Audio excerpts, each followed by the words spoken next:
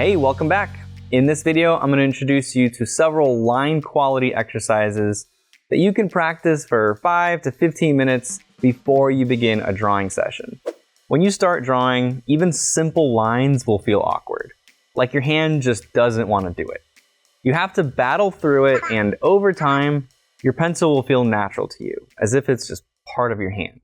You can do these warm-ups in your sketchbook, or just get some cheap printer paper. I want you to fill as many pages as possible. If doing these in your sketchbook will cause you to do less of them because you're trying to preserve sketchbook paper, then just use the printer paper. If you don't care about wasting a whole sketchbook on lines, circles, and shaded squares, then let's go. Throughout this course, I'll be adding more warm-up exercises into your routine for you to do before you start drawing. You only need to spend 5 to 15 minutes on these, but the key is consistency. Don't just do them once. That's like going for a jog once. Warm-ups are especially important for beginners to develop control and hand-eye coordination, but also to help you get loose and warmed up for a drawing. Being too tense or having all these high expectations before you start your session can be damaging. These exercises are abstract little practices that are simple to do, but they build essential lifelong skills. Don't skip them. Are you ready? Page skating. This first warm-up will help you build confidence in line fluidity. In particular, it targets your ability to draw a smooth, interesting curve. You're going to construct complicated curves using many simple C and S curves. Don't draw anything specific. Just skate your hand around the page as if you're an ice skater. It might seem too easy or a waste of time to be drawing abstract curves like this, but you're building muscle memory. This repetition is preparing you for the future, when you'll be constructing complex curves in a real drawing. Keep your hand grip stable, but relaxed. You should not be squeezing the pencil. Don't draw too slow or too fast. Find a speed that feels comfortable. Your pencil should skate across the page in smooth, elegant movements.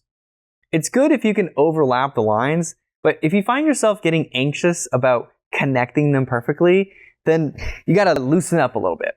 That's not the point of this. And you'll just naturally get better at that as your hand-eye coordination improves.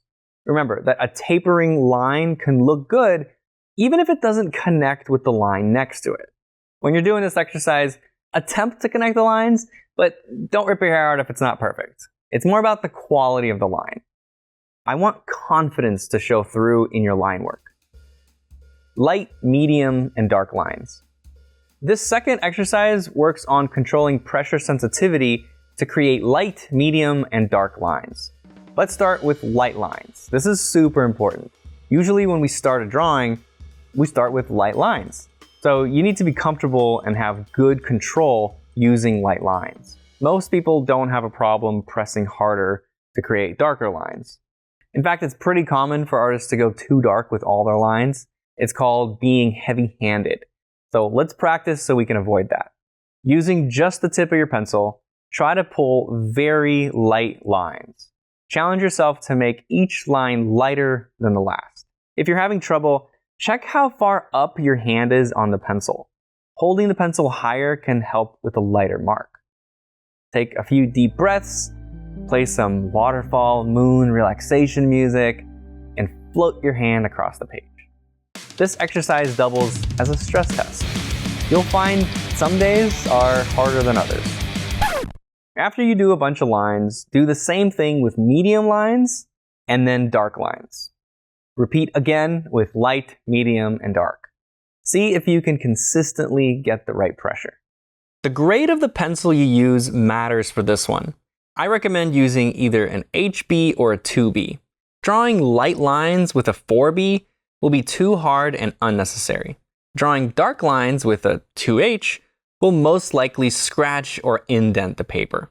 We definitely don't want to practice scratching the paper. No matter what pencil you use, just make sure you're practicing light, medium, and dark lines within that pencil's natural range, without scratching the paper. Straight taper. The next exercise is just straight lines. This is a little bit harder, but being able to freehand straight lines is useful. Straight lines are used constantly in art, no matter what you're drawing.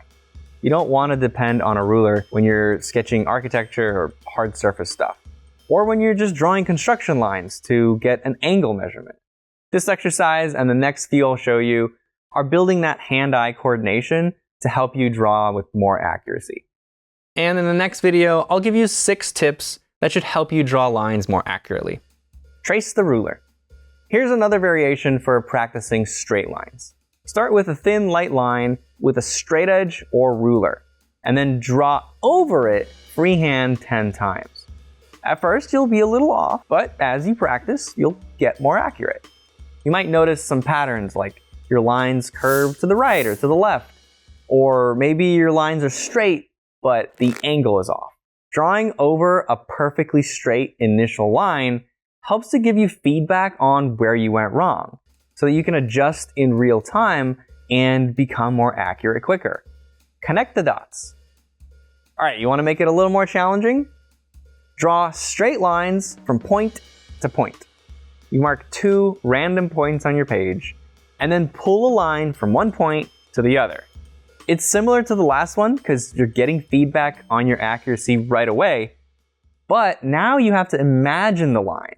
It helps to ghost in the lines first, which I'll cover more in the next lesson. This exercise not only tests your ability to angle and place the line precisely, but your ability to pull the right length of line. For this exercise, don't taper the lines. Try to end them exactly at the points. If you want to make it even more challenging, try to combine connecting the dots with pressure sensitivity. Try to connect the dots with light, medium, and dark lines. All right, your assignment is to fill at least 1 page for each of these exercises. And then as you're going through this course, do 1 to 3 of these as a warm-up before you start drawing. Remember, the key is consistency. These are not meant to be done once. Don't be afraid to fill up a lot of paper. All right, good luck. I'll see you in the next one.